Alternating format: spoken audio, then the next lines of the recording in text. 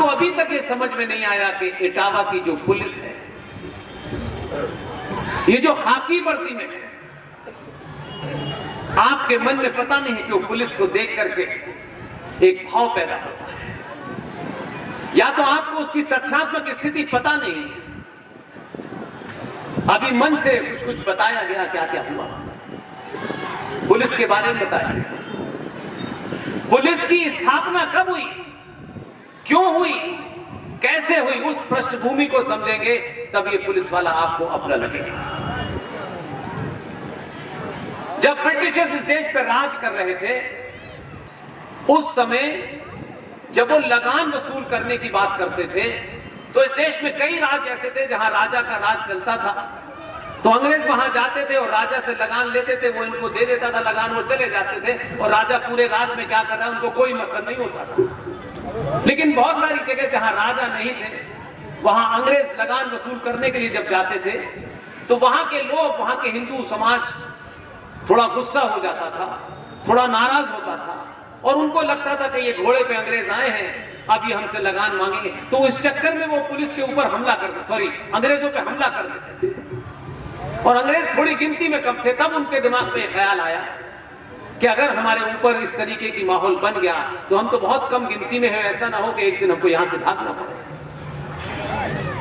तो पुलिस की स्थापना हुई और थानों की स्थापना हुई, और इस पुलिस का जो एकमात्र काम था, आज तो बहुत सारे काम हैं, एक ही काम था इस पुलिस का कि ये पुलिस जब अंग्रेज लोग कर वसूल करने के लिए जाते थे तो वो पुलिस को साथ लेके जाते थे, और पुलिस जब वहां पहुंचती थी और वो लोग पत्थर मारने की कोशिश करते थे तो पुलिस वाले उनकी धुनाई कर देते थे और चुपचाप लगान वसूल करके अंग्रेज को दे देते थे।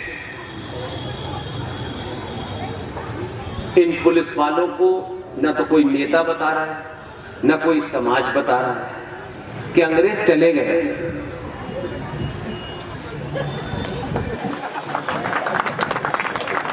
अब उसको कहां से इतनी कहानी पता होगी? वो बेचारा आया है, नौकरी कर रहा है, उसको ये बता दिया गया ये करना, वो अभी भी धुन रहा है। उसका पहला वहां से 4 लठ मारेगा, फिर बाद में आप करेगा। उसकी वजह यह है कि उसको यही लॉ चल रहा था अभी तक। 1861 का कानून आजाद भारत में पुलिस का आज भी चल रहा है। इसमें उसकी गलती नहीं है। जो सुरेश है, जो रमेश है, जो इसी समाज में किसी का बेटा है, किसी का पति है, किसी का पापा, उसकी गलती नहीं है। इसलिए आपने पुलिस को देखते ही समझते के पास अब ये पुलिस वाला जो है या तो पिटाई करेगा या लूटेगा। आपने पुलिस से डरना नहीं छोड़ा और पुलिस ने आपको डराना नहीं छोड़ा। आपको पुलिस के साथ बैठना चाहिए, पुलिस से बात करनी चाहिए, और ये ध्यान रख के बात करें कि अंग्रेज नहीं है, ये पुलिस की वर्दी के पीछे जो आदमी है इसकी मर्यादाओं को समझें, इसके उस कष्ट को समझें जिससे आप आजाद हैं। ऐसा नहीं है कि वर्दी पहनते ही वो क्रूर हो गया है, नहीं, ऐसा नहीं है। इस वर्दी के पीछे एक सनातनी है, वो अपनी नौकरी कर रहा है और उसका जो अफसर है, उसके ऊपर के लोग हैं, वो उनका आदेश मान रहा है। आदेश क्या है, संविधान में क्या लिखा है, आईपीसी में क्या लिखा है, वो बदलाव होगा या नहीं होगा, आपको सिर्फ एक ही काम करना है। मैं हर शहर में कहता हूं, कभी आप ये वर्दी में होने के बाद अकेले में नहीं मिलते, आपसे मुझसे मिलते हैं। और जब मैं वो भाव देखता हूं तो मुझे लगता है कि मन से मुझे कुछ कुछ समाज को समझाने की जरूरत है।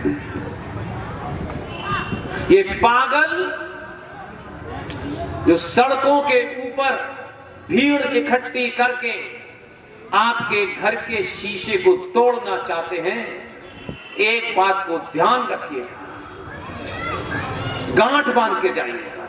ये जो आपने 5-5 करोड़ के मकान बनाए हुए हैं, बड़े बड़े शीशे की खिड़कियां लगी हुई हैं, घर के अंदर 5 करोड़ की गाड़ी खड़ी हुई है, उस गाड़ी और शीशे को तोड़ने वाले और आग लगाने वालों के बीच में ये पुलिस वाला आखिरी पंक्ति है।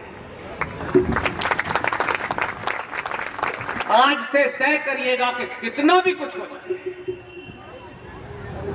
पुलिस के ऊपर न पत्थर फेंकना है, न पुलिस वाले को गाली देनी है।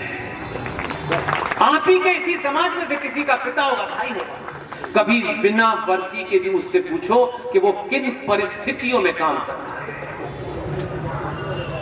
सब सरकारों ने बड़ी उनके लिए सहूलियत पैदा कर दी, ऐसा है नहीं। सरकारें अपने उन कामों को जो वो नहीं कर पाती इनके सर मोड़ देती है, क्योंकि नेताजी को बचाना है तो इनके नाम को पुलिस ने गोली चलाई, उसने चलाई, पर नेता का नाम नहीं बताएंगे तो नेता चला जाएगा। इन परिस्थितियों में से एक परिस्थिति में भी अगर आप होंगे तो मेरा ख्याल है घर छोड़ के बाहर जाएंगे। तो आज से तय करिएगा कि आपको ये जो बीमारी है कि शहर के सबसे बड़े अफसर के यहाँ सबसे महंगा मिठाई का डिब्बा आपको जाना है होली पे देने, आज से ये बंद कर दीजिएगा। जितने भी थाने हैं आपके, आप सामूहिक मिठाई बनवाइएगा। कोई भी फेस्टिवल हो जो होली आपकी शांति तरीके से गुजर जाए, किसी का बेटा किसी का पति आपकी होली, पागल कुत्ते जो सड़कों पे घूम रहे हैं वो आपको काट न ले, वो अपनी होली नहीं मना रहा, आपके बीच में आपकी होली ठीक से बन जाए तो आपकी जिम्मेदारी है कि आप उसके घर जाएं। करोड़ों बनाने बड़े बड़े डीएम, एसएसपी, आईजी, डीआईजी इस नेता के यहाँ मिठाई देने जाते हो। हमने अलीगढ़ में एक डीएम को देखा था, उनके यहाँ जो मिठाई आती थी शाम को उन्हीं के लोग बाजार में बेच आते थे। आप सामूहिक मिठाई बनवाएं, जिनका बेटा और जिनका पिता आपकी होली अमन चैन से गुजर जाए, अपने घर की होली नहीं मनाया, उसके घर जाइए और कहिए कि हम किसी संगठन से नहीं आए हैं, आपका पिता और आपका बेटा हमारी होली के लिए सड़क पे खड़ा है, इसलिए हम आपको मिठाई देने आए हैं। ये कहिए। इनको अपना समझने की कोशिश करिए, ये अंग्रेजों की पुलिस नहीं है। इन बेचारों को भी नहीं बताया गया कि वो वसूली के लिए बने थे, बीच बीच में ये करने लगे थे, अब पता चला कि नहीं, वसूली के लिए नहीं बने। तो बेसिक जड़ में जाइए तब आपको कुछ समझ में आएगा, नहीं तो ऐसे समझ में नहीं आएगा।